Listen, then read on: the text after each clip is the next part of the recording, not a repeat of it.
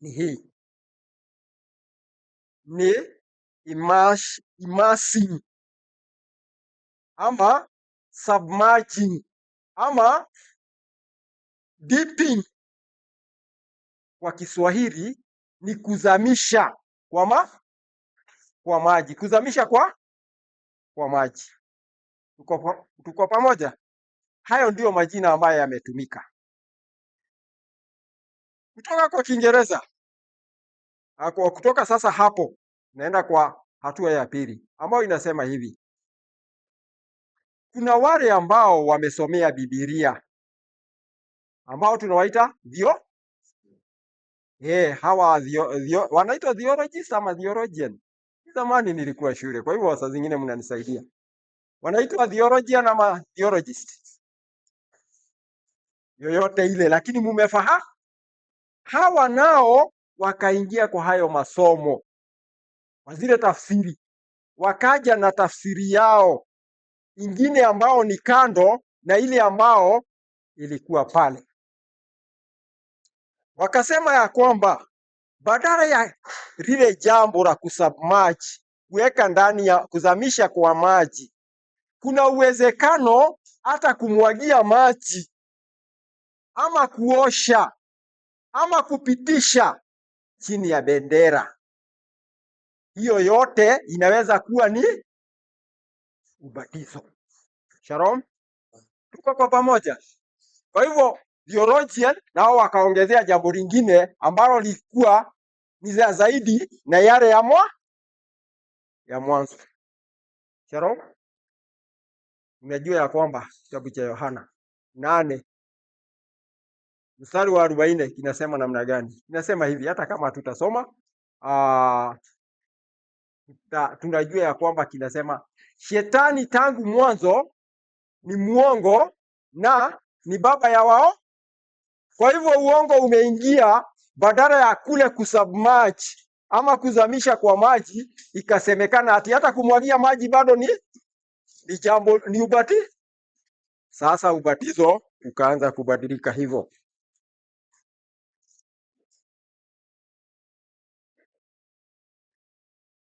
Katika somo langu nimeliweka kwa maswali, na swali la kwanza sasa lauliza hivi: who commanded the baptism?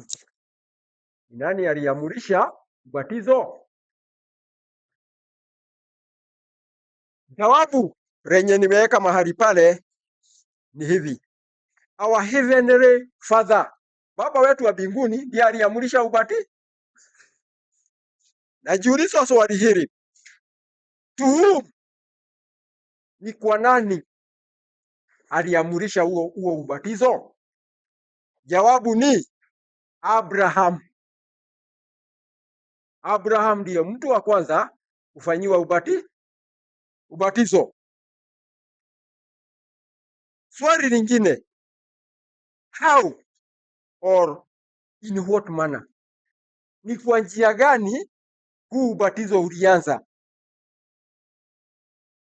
Umesikia kwamba ni Abraham, na ni kwa njia gani uliendelea? Swali la tatu, prayer, na huu ubatizo ulikuwa namna gani? Sijui kama tungelikuwa na mtu mmoja wa kutusomea kwa haraka, atusomee kitabu cha Mwanzo 17:9 hadi 11. Wasomaji ambao wanasoma haraka haraka, ningependelea mmoja atusomee kile kitabu. Hatutasoma vitabu vyote, lakini tutaenda tu tukivitaja. Lakini hicho ningetaka, kwa sababu ndicho cha kutangulia, tuweze tukasoma. Genesis 17:9-11, the first baptism and how it was introduced. Wasomi wako wapi? Ndugu Waweru, soma. Yawe akamwambia Abrahamu, wewe ulioshika agano langu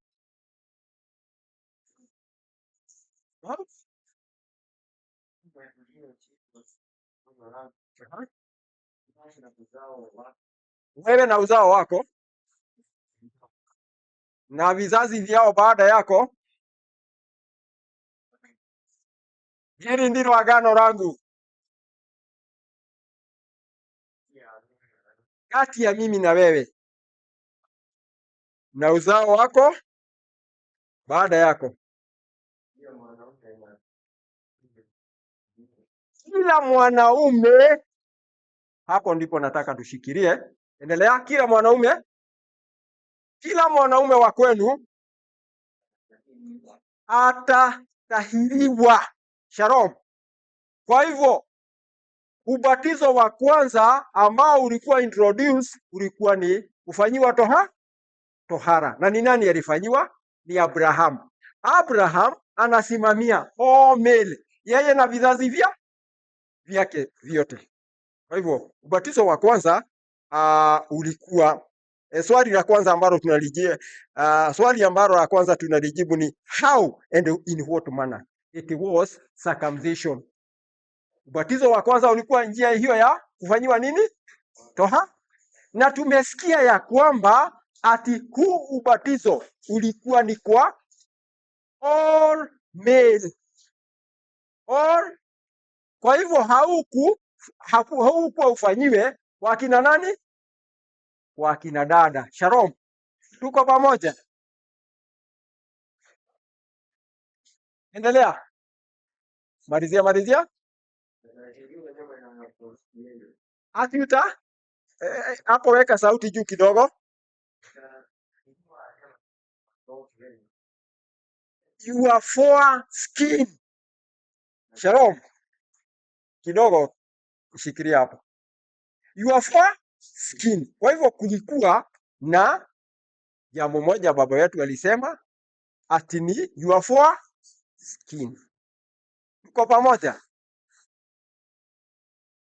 Unaweza wachia hapo. Lakini tumeshapata kuelewa ni nani aliamrisha hiyo ubatizo na ni akina nani walikuwa wafanyiwe huo ubatizo na ni wapi walikuwa wafanyiwe na ilikuwa ni jinsi gani. Naenda kwa swali hilo lingine ambalo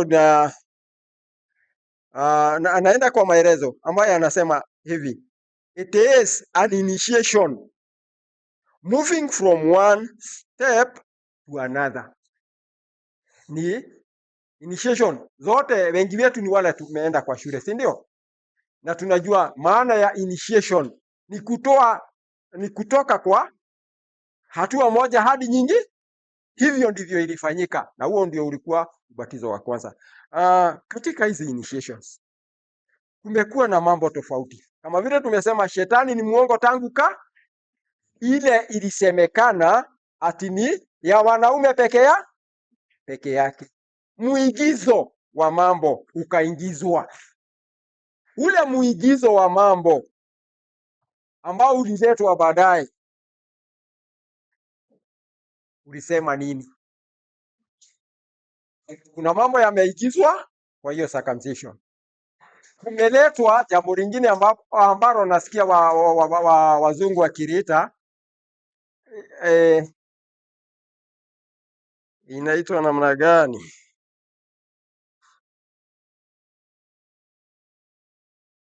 Inaitwa female genital. Hiyo imeletwa, ni jambo tumelisikia kwa maandiko, lakini limeigizwa, na hii ikaletwa ati kwa kina wanadada wawe wakifanyiwa nao hiyo ni tohara ya kina dada, sio? Ni muigizo. Haya, kuna ile habari ambayo tumeambiwa ya kwamba ilikuwa ni foreskin. Shalom. Lakini kuna miigizo mingine unakuta ati ya kwamba watu wamefanyiwa tohara na katika tohara yao wametolewa Umesikia hivyo? Si kuna watu wanafanyiwa hivyo? Kuna wengine marafiki zangu wanakaa pande hii ambao wanatobolewa wapi? Na wanawekwa kifuniko wapi? Ili iwe ya kutemea mate, wanatoa alafu wanatemea Shalom. Hiyo ni aina ya tohara. Hizo zote ni baba wetu alizileta, ama ni watu wenyewe wamejibunia? Kwa hivyo tufuatane na ile ya baba wetu na ile alibu. So nataka kusema nini? Hizo ni they are satanic copyrights. Satanic copyright ni miigizo ya kisheta. Ukisikia mtu ati amefanyiwa tohara na ametobolewa wapi? Ukisikia mwingine ametolewa meno, hiyo yote si ile baba wetu alifanya nini? Alikuwa amesema. Swali la pili ambalo nimejiuliza kwa hii topic, motive of this, sababu ya yani motives of this, hii tohara maana yake ilikuwa ya haja gani ama ilikuwa ya maana gani? Shalom. Kila jambo unalolifanya katika maisha yako unastahili kufikiria maana yake itakuwa ya manufaa gani katika maisha. Kwa hivyo ni lazima kulikuwa na maana. Maana ya hii unaweza kuisoma katika kitabu cha Ezekieli 44 mstari wa 9. Kuna vitabu vingi ambazo tunaweza kusoma, lakini nimekiweka kitabu hicho ambacho nabii huyo Ezekieli alinena na akasema hivi. Ilikuwa ya maana gani? Maana ya kwanza ilikuwa ni hii: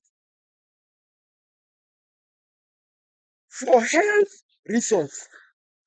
Sababu ya hiyo kutolewa hiyo ngozi ambayo tumeambiwa foreskin ilikuwa for health reasons. Shalom.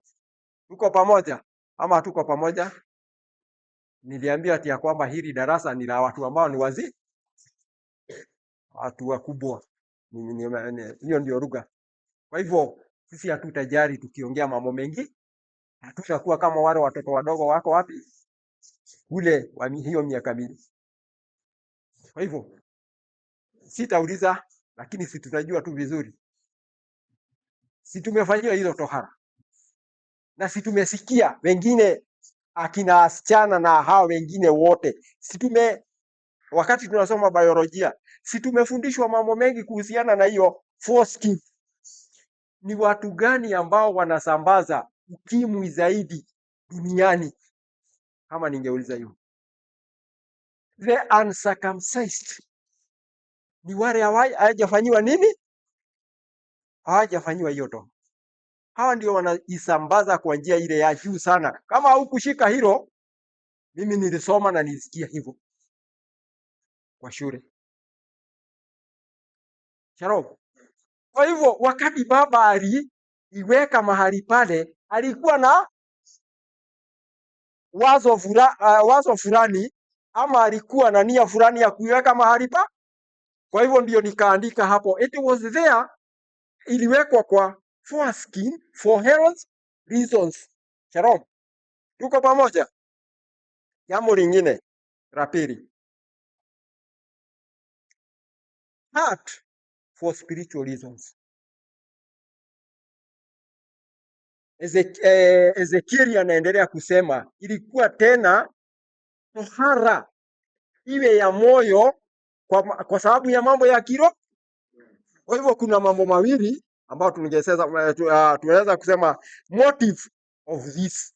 Sababu za hii ilikuwa ni for health reasons na hiyo nyingine ikawa ni for spiritual reasons. Kwa hivyo tohara hiyo ya kimwili ilikuwa na haja hizo mbili. Naenda kwa jambo hilo lingine. Nasema hivi, without it not allowed in sanctuary.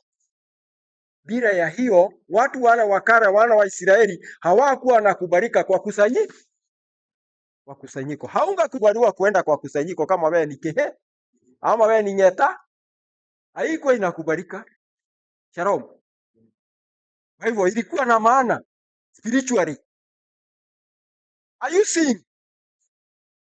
Unaona haja yake? Haungekubaliwa kwenda kwa kusanyiko kama wewe una hiyo mambo. Ilikuwa ni uwe na roho safi spiritually na uwe pia health wise uko sawa. Hivyo ndivyo ilikuwa kwa wana wa Israeli.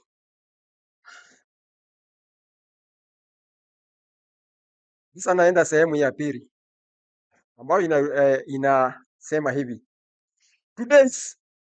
Leo hii today's baptism Hiyo ni ya kale, tumeona vile ilikuwa ikiendelea. Na leo hii ubatizo uko namna gani? Ama tunaweza sema namna gani? In today's baptism, nimeandika hapo true circumcision. Ile ilikuwa ikifanywa kimwili, na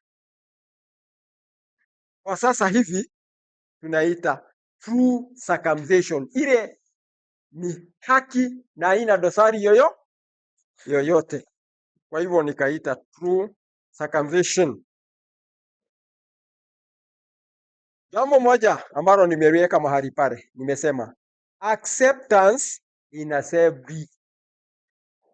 Wakati ule ulikuwa ukubaliwa kwenda kwa kusanyiko. Wakati wa Ezekieli alisema hivyo, watu wangekubaliwa kama hawajafanyiwa nini, hiyo tohara. Wakati huu wa leo inakuwa ni true acceptance ama acceptance in assembly. Ukishafanyiwa ubatizo siku hii ya leo, unakuwa member, you become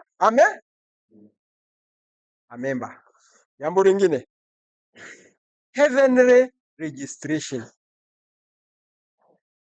Heavenly registration. Jambo la tatu, true identity. Mambo haya matatu ni ya muhimu sana kwetu katika maisha ya kimesia. Hebu niseme hivi, ni nani atakubali kuwa mweka hazina, ama ni nani who will trust you kama wewe haujabatizwa kwa kusanyiko? Shalom. Ni nani atakukubali? Kwa hivyo si mnaona kuna jambo linafanywa katika kila kusanyiko, na natumai sio kwetu tu, lakini ni kwa kila kusanyiko.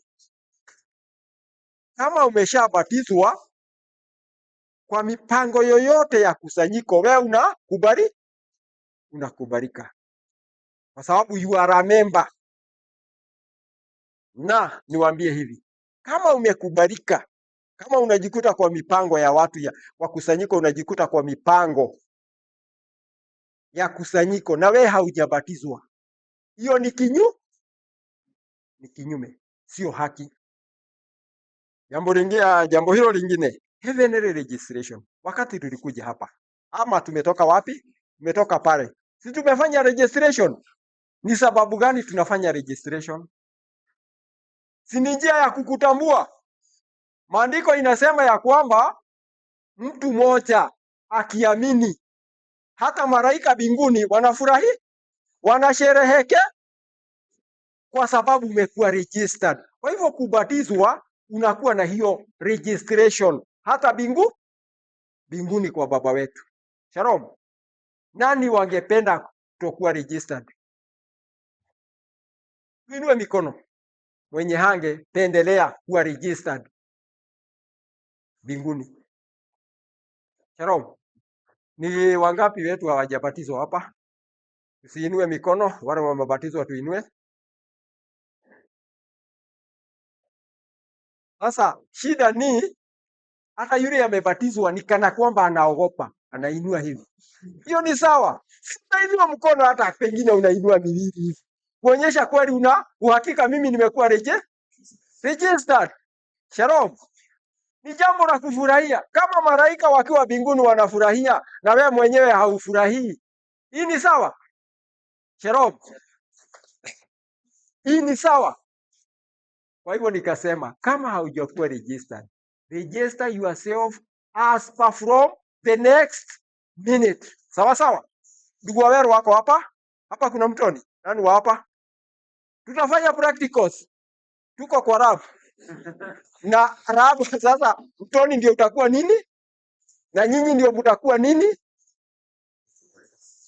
Operators.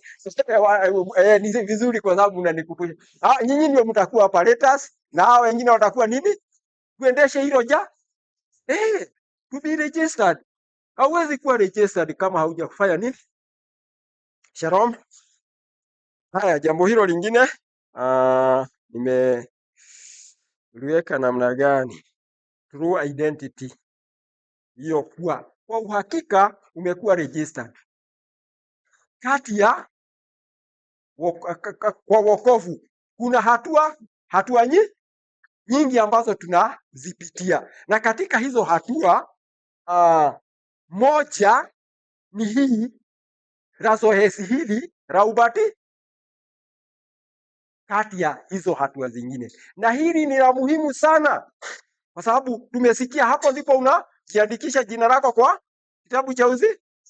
Kuna hayo maneno ambayo tunayasoma katika kitabu cha Ufunuo, ati ya kwamba kutakuwa na vitabu ambazo zitafunguliwa. Wale ambao waliwekwa kwa ile registration baya wasomwe na wawekwe kwa upande wa kushoto. Shalom. Najua zote tungependa tuwe katika mkono wa kushoto wa kulia.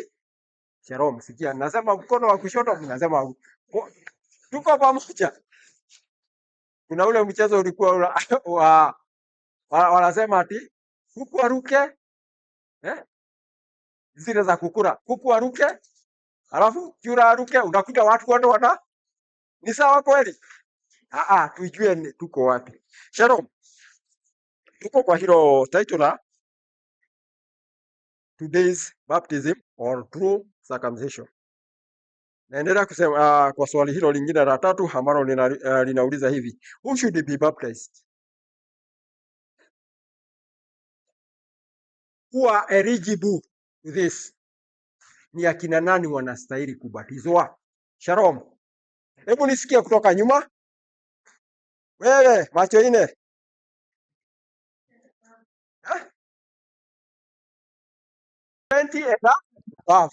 Mwingine kona ile, wewe ambao unaangalia ukuta, unaendelea kuangalia ukuta, nikikwambia unaangalia ukuta. Shalom. Ni akina nani wanastahili kubatizwa? Haya, mwingine amesema wenye wametubu, mwingine akasema ni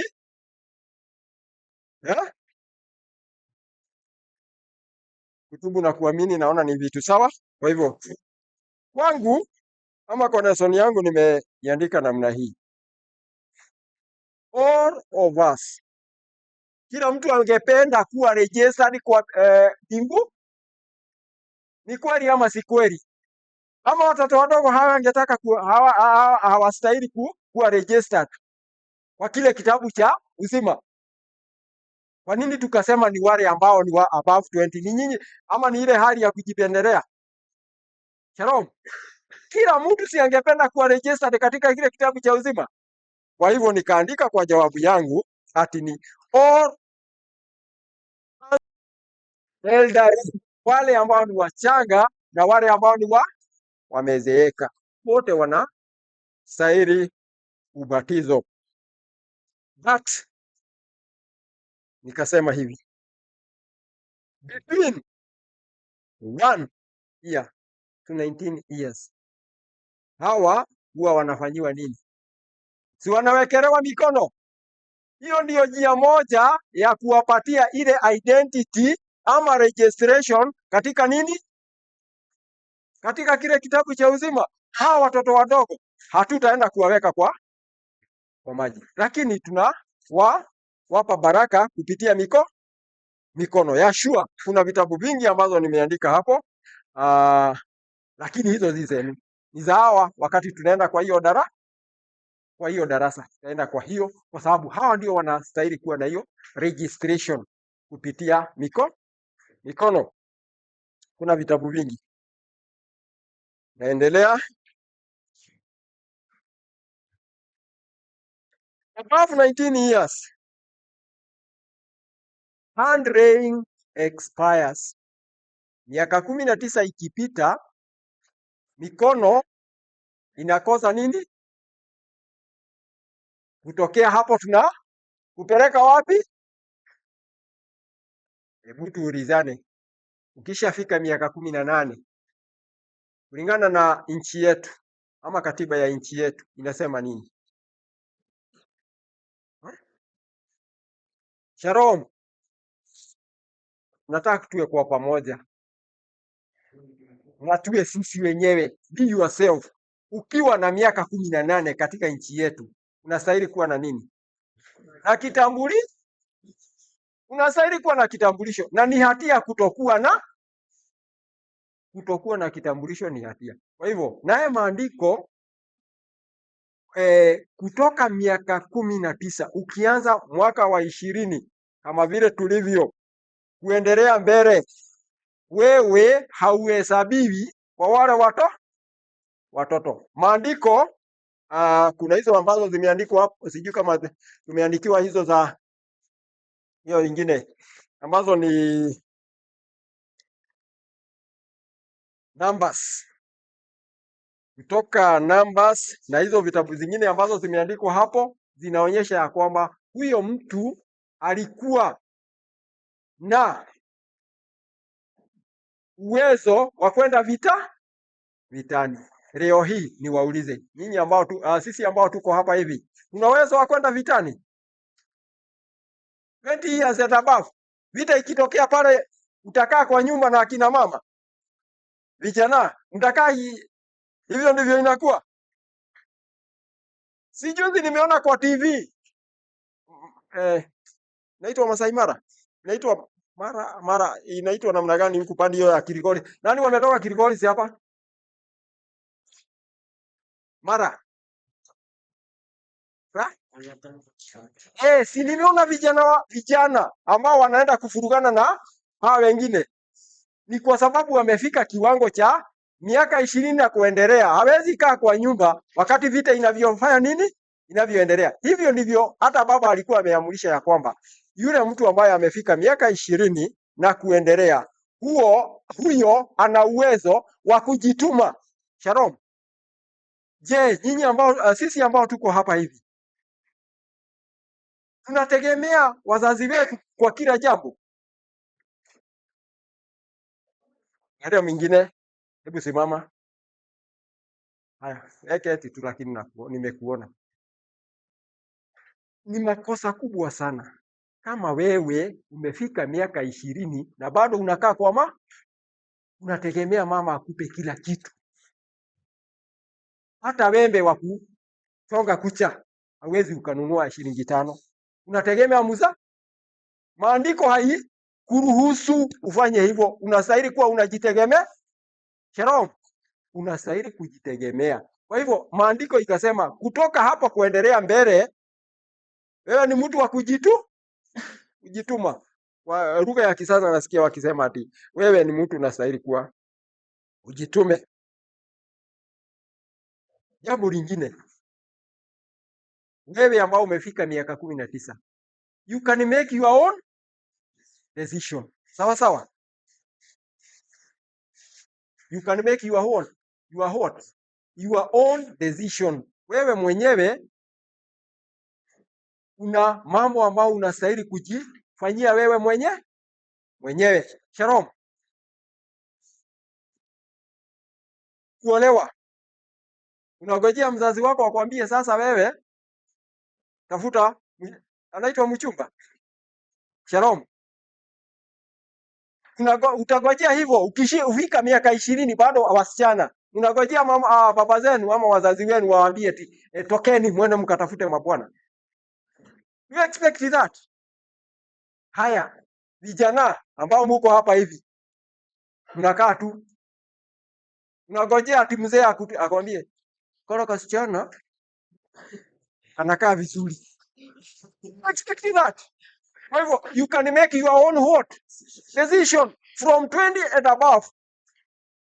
Uko na nafasi na ruhusa ya kufanya nini? Uamuzi mwenyewe. Shalom. Tuko pamoja?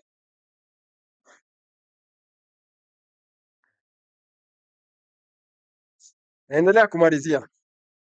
Nafikiri dakika zangu zimebaki ngapi ndugu nani? Niangalilie kwa sababu singependa kuumiza yoyote. 20. Sawa sawa. Naona sijapotea sana. Kwa hivyo nakimbia nimebakia. Nikasema ya kwamba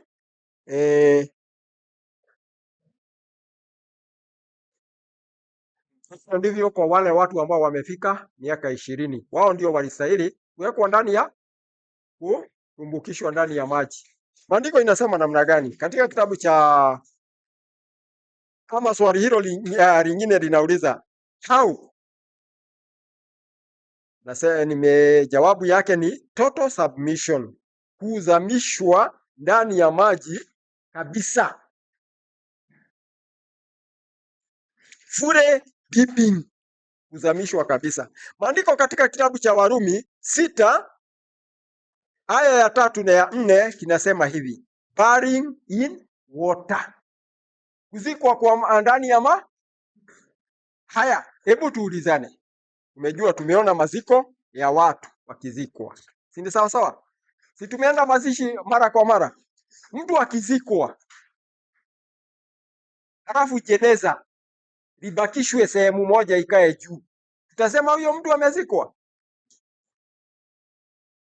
Shalom, tutasema huyo mtu amezikwa?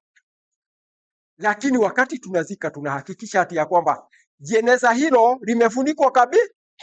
Hivyo ndivyo inastahili. Wakati kitabu hicho cha Warumi kinasema kuzamisha ama burying in water, ni kuweka ndani ya maji kabisa asionekane.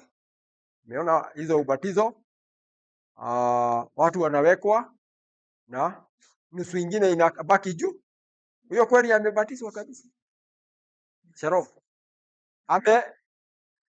Has he or she been buried?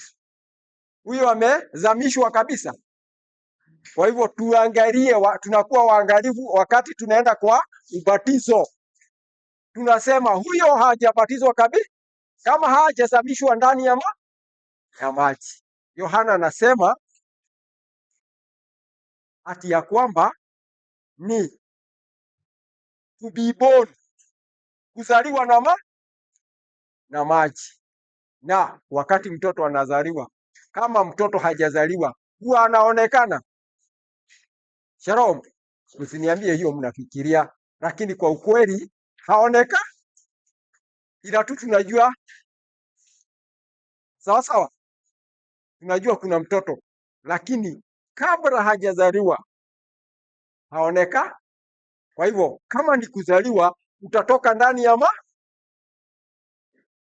maji. Sasa hili ndilo la kumalizia ambalo ni la muhimu sana. Kwanza hata tuachane na kuandika, tusikizane. Kwanza kuandika, sikiza, kwa sababu hata kushika tu kwa kuelewa ndio ya maana sana. Kuandika ni kwa sababu ya reference. Sawa sawa?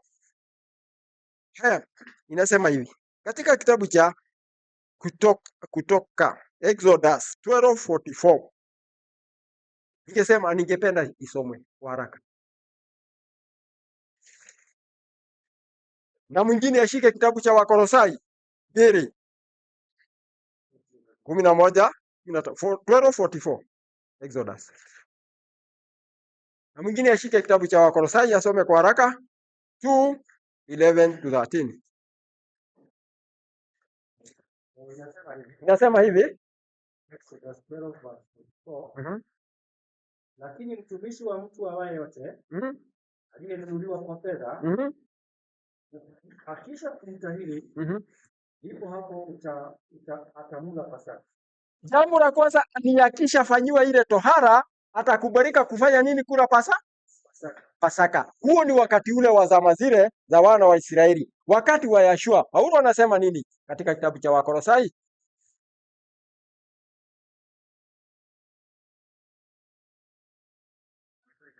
11-13. Katika Yashua yeye amefanyiwa tohara isiyofanyiwa kwa mikono kama ile vile ilikuwa ikifanyiwa kwa wana wa Israeli. Sasa kuna tohara nyingine ambao ni wakati wa Yashua. Tohara hilo ambao tumeambiwa na Paulo ile wakati wa Yashua inaendelea kusema nini? Malizia.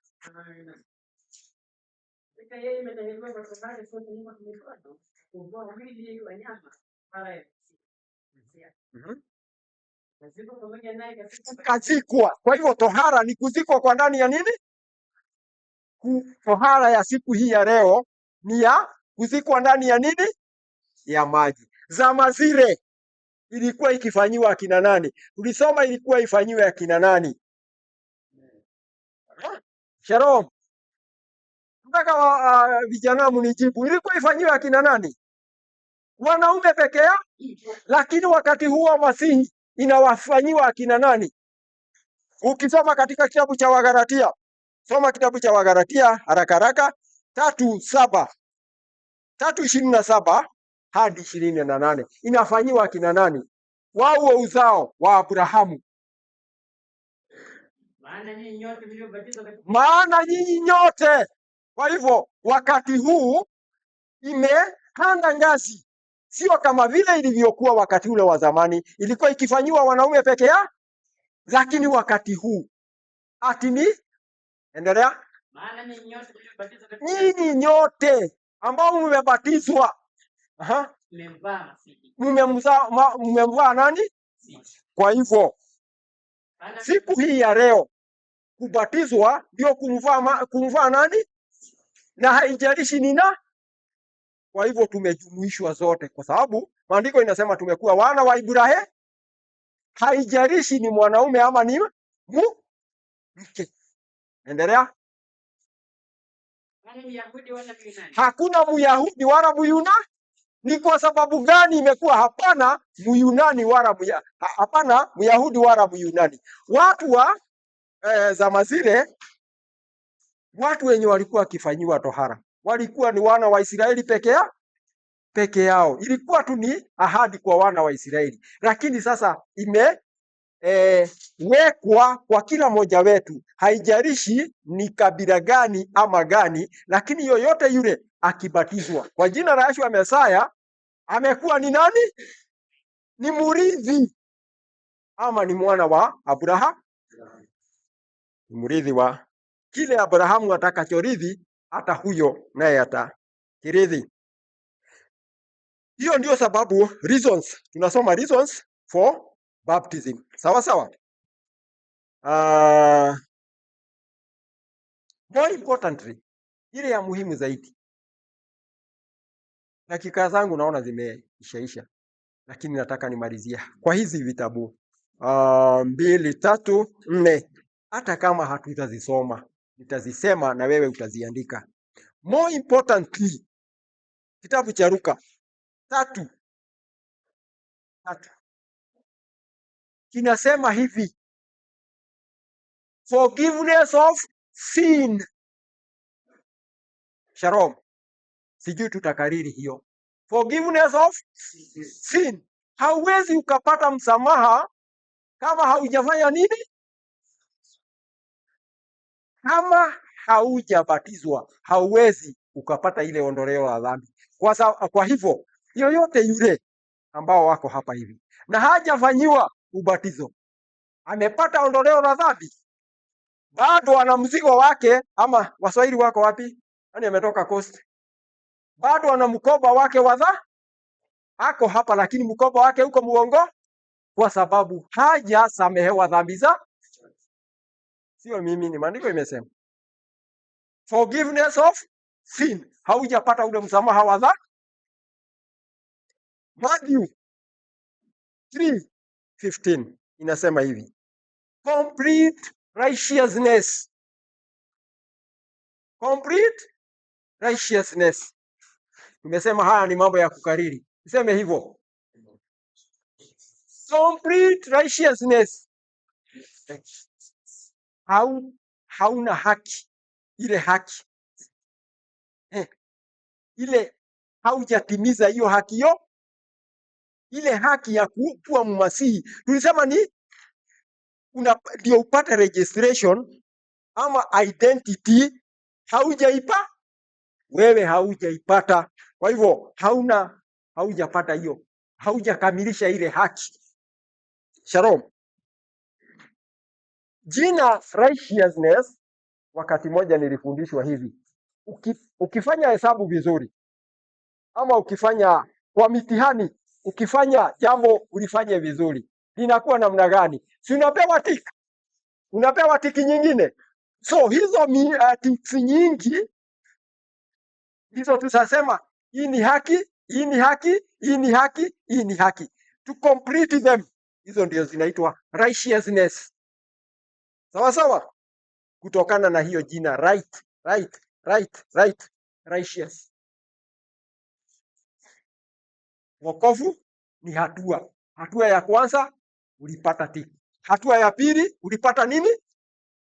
Another tick. Then the other one you got a two tick. Kwa hivyo zote umepata zile haki, wewe umetenda kulingana na vile ilivyokuwa ikinuiwa ama ikitakikana. Shalom. Jambo lingine ambalo ni la pili kutoka kumalizia, Marko 16:16 inasema hivi, for salvation. Msomi asome. Naona wewe umefika pale. Soma. Marko 16:16 inasema hivi, kubatizwa. Wewe umeamini na umebatizwa, ataokoka. Kwa hivyo wewe kama uko mahali hapa, na ninajua hautatoka hapa, hata kama sio leo, hautatoka hapa kabla ya kufanya nini? Kubatizwa. Aminia na kubatizwa ataokoka. Kwa hivyo kama unatumainia wokovu, uhakikishe umefanya nini? Umebatizwa. Kama haujafanya hilo zoezi, wewe kwa Kikuyu tunasema wewe ni mwagarania. Wewe ni mtu wa kusindikisha wengine waende. Ni kama vile unakuta watu wanacheza mpira, wengine wanashangilia, wanapiga makofi, na hata wengine wanapiga wengine mateke wakiona goli likifanya nini? Lakini wakati wa kuzawadiwa, ni nani anazawadiwa? Si wewe unarudi makwenu tu, unawacha na wacheza. Kwa hivyo usiwe mmoja wa wale ambao wanazidikisha wengi. Naona kama saa yangu imemalizika 10 minutes ndio nimeambiwa, na katika hizo 10 minutes ninasoma andiko moja tu peke yake, ambalo ni Yohana 6:54, ambalo linasema namna gani? Zote wakati Yeshua atakuja, tunatumainia nini? Shalom. Kama tumelala mavumbini, tufufuli, tukiwa hai tubadilishwe ili tuweze tukamula. Hakuna yule ambaye atakayemuraki Yeshua kama hali mwili wake. Yeshua akasema hivi, araye mwili wangu na kuinywa damu yangu, huyo nitamfufu. Shalom. Huyo nitamfufu. Wewe unakula mwili wa Yeshua. So do you expect to be resurrected? Unatarajia kufufuliwa? Maandiko imeandikwa hivi. Shalom. Maandiko imeandikwa hivi. Kwa hivyo do you expect? Unatarajia kuzawadiwa? Ama wewe hata haukuingia kwa uwanja, ulikuwa unashangilia? Naomba tusiwe watu wa kushangilia, tuwe wacheza, tuingie kwa uwanja. Shalom. Nikimalizia hapo, nitamshukuru Baba, niseme ni asanti kwa ajili ya kunipa masikio dakika ni chache, na tumai kwa sasa ile ambayo tutamalizia naye ni maswali, na ninatumai kuna mmoja wetu ambaye anaandika yale ambayo tumefanya nini. Secretary wetu anaendelea kuandika. So the first question, maswali. Kwa hiyo funzo ambalo nimepeana, pengine ningeuliza maswali. Niulize maswali.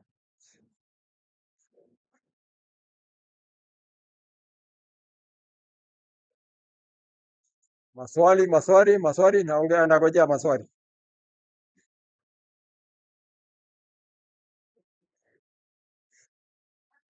Maswali. Karibu. Aha. Sauti utangulizi kwa utangulizi ulisema aha, ni kujiandikisha mbinguni.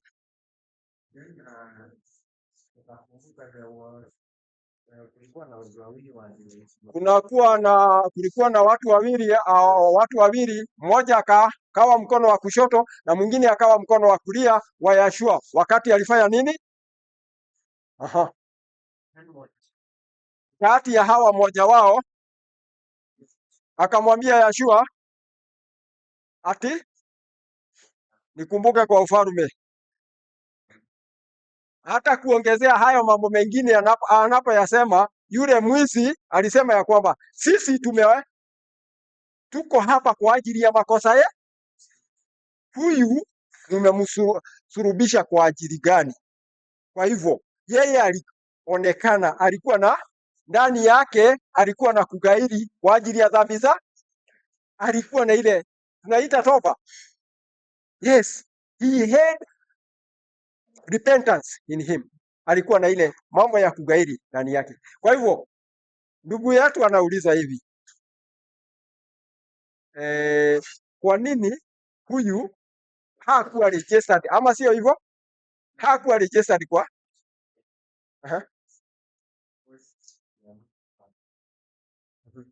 ni sawa sawa. Shalom. Umesikia swali lenyewe? Ni kana kwamba kwa nini alikubalika kwa nini? Jawabu ambalo pengine ningepeana kwa kirahisi sana. Mimi ndimi mwenye mali. Sawa sawa? Na nimesema kila mtu alime shamba ili apate nini? Kulipwa. Sawa sawa? Halafu mimi mwenye hiyo mali nimeenda nimekuta mtu, nimeamua kumpatia. Wewe una haki ya kuniuliza maswali. Shalom. Tuko pamoja. Tuna haki ya kuuliza Yashua kwa nini alimuahidia uzima wa milele na ili hali hakuwa amebatizwa. Sisi letu the condition yenye tumewekewa, tumeambiwa tunaweza kumjaribu baba wetu, tuseme mimi nitakaa hivyo, sitabatizwa, nikojee kama yule wakati atakuja. Saa hizo ndio nitamwambia kweli mimi ni mkose. Is that a good reason for that? Hiyo ni sababu nzuri. Shalom. Pengine kuna majawabu mengine, lakini ukweli ni ya kwamba mwenye ufalme alifanya kulingana na mapenzi yake kwa ule nini. Kwa hiyo kwa huo ufalme yeye ndiye alimualika. Kwa hivyo sisi hatuwezi tukamuuliza Yashua kwa nini alifanya hivyo, lakini kwetu ametuwekea nini? Ametuwekea kazi ama ametupa condition, ni lazima tubati, you must. Hivyo ndivyo Yashua aliambia yule mtu yule Nicodemus. Swali lingine. Yes. Soma kwa haraka. Na tusiwe sasa tumefika miaka ya kutokuwa na aibu. Tusikuwe watu ati wa aibu. Miaka yetu haituruhusu ati unaogopa. Sio sawa. Sema, kuwa na ujasiri. Be a good decision maker. Be yourself. Nyinyi mmetoka mahali pa wale si mnaona tumechanganyikana. Kwa nini tukatengwa tuje kwa darasa hili? Kwa sababu yani wanajua ya kwamba sisi we are grown ups. Yes, sawa sawa.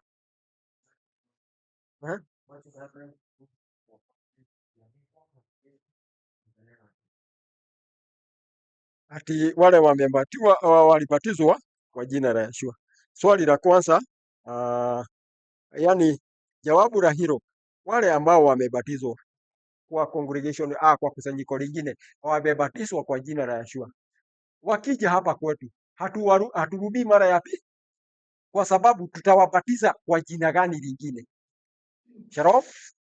Si ni hilo tu jina la Yeshua. We don't rebaptize.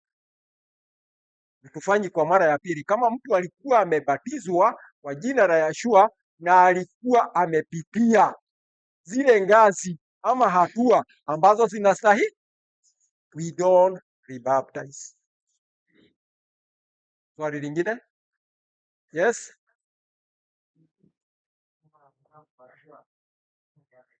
Amuka tukuone. La, pingili pingili. Oh, amuka tukuone. Sinasikia watoto wakisema tukuone. Haya, sema.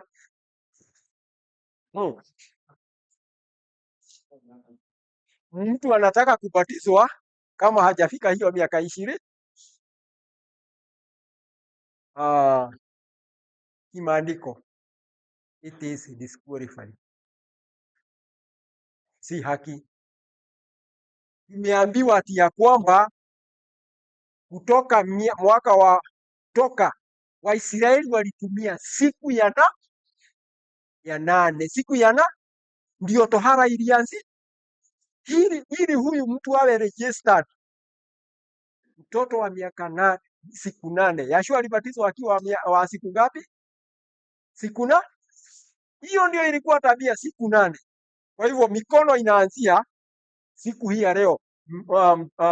Mtoto anastahili kuwekwa mikono juu yake akiwa kwa siku ngapi?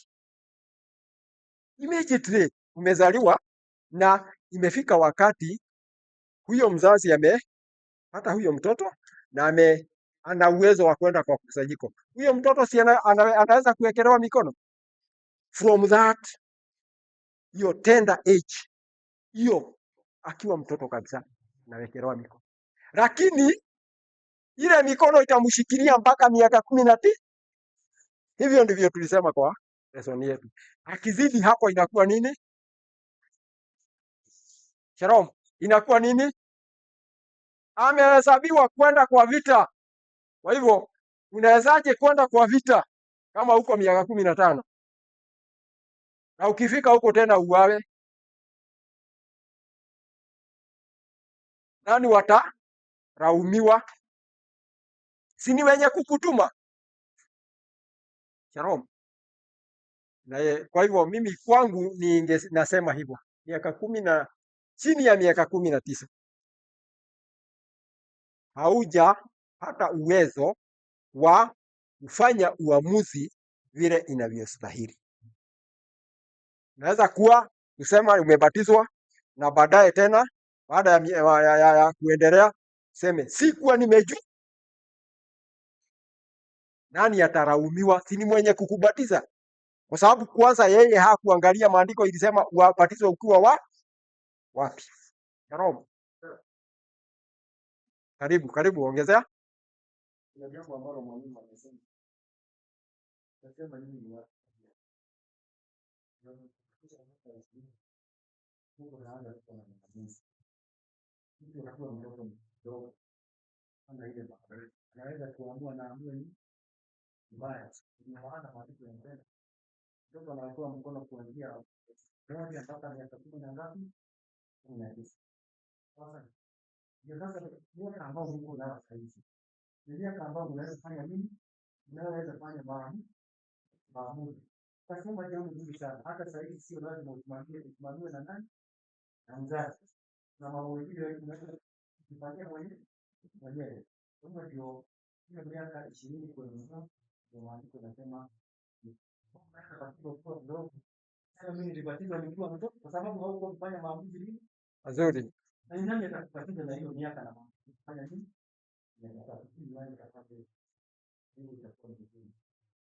Mkawa na uamuzi wa msichana moja ambaye alifanya vizuri sana. Nasoma hiyo katika maandiko. Akafanya mambo mazuri sana, akamuibia alipomuibia yule mfalme. Maamuzi yenye alifanywa kwa sababu yeye ni nini? Ile uamuzi ilitoka. Alienda kuomba uamuzi kwa nani? Kwa mtu ambaye alikuwa na kinyongo na mwingi. Alipoomba yale mashauri, alishauriwa namna gani? Aletewe kichwa cha Yohana. Ule uamuzi ulikuwa ni mzuri. Kwa hivyo katika uamuzi, katika kubatizwa, nastahili kuwa mahali wewe mwenyewe una uamuzi mzuri, wewe unaweza kujiamulia. Natumai mnaendelea kuandika haya maswali kwa sababu tutaulizwa.